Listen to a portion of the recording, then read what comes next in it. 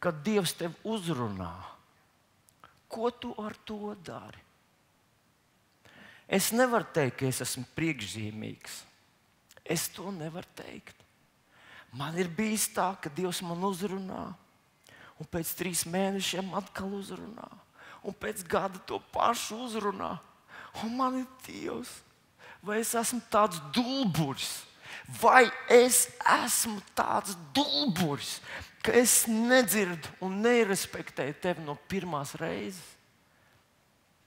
Bet es esmu mainījies. Un es esmu pamanījis, ka ja es respektēju viņa vārdus, ja es klausos uz viņa instrukcijām un tad cenšos tās pielietot,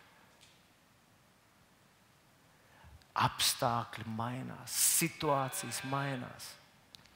Es gribu būt tā gudrā līgava. Es gribu būt tas, kurš ne tikai iziet no punkta A, es gribu, lai esmu tas, kurš aiziet līdz punktam B.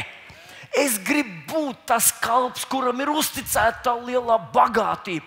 Un viņš to arī piepilda, viņš arī sasniedz tos rezultātus. Un viņš var nostāties savam kungam pretī un teikt: kungs, tu man iedevi veselu talantu, un ar to talantu es sapelnīju vēl vienu. Varbūt tev ir 2 talanti. Tad tev jau vairāk jāpieliekas. Bet ļauj man pateikt, no kā es esmu savā dzīvē baidījies. Es vienmēr esmu baidījies par to, ka man neizdosies sasniegt izcilību. 5 talanti un vēl 5.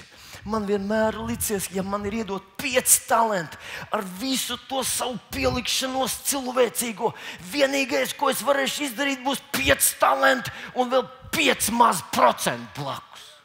Un man ir gribējies būt izcilam, man ir gribējies, esmu sapņojis, esmu domājis par to, ka es ar Dieva palīdzību, es esmu Dieva bērns. Viņš man palīdz. Ja Dievs par jums, kas būs pret jums, ja Dievs tev svētī, kurš var tevi apturēt, es gribu būt izcils. Dievs, es gribu patiešām pastrādāt tā, lai nav kauns.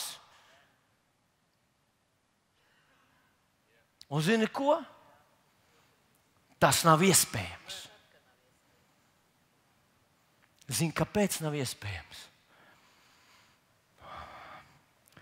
Tāpēc, ka vienīgais veids, kā ir iespējams sasniegt izcilību Dieva lietās, ir tā, kā viņš te saka šajā Mateja evaņģēlijā 25. nodaļā, kur ķēniņš saka tiem puišiem, viņš saka: pliko tu apģērbi, izsalkušo tu paēdināji, tu apmeklēji slimo un uz cietumu aizgāji.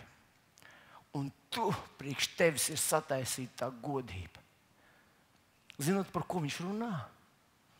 Viņš runā šeit par veidu, kā tu vari savai dzīvei piešķirt patiešām mērogu, dziļumu, jaudu, izcilību.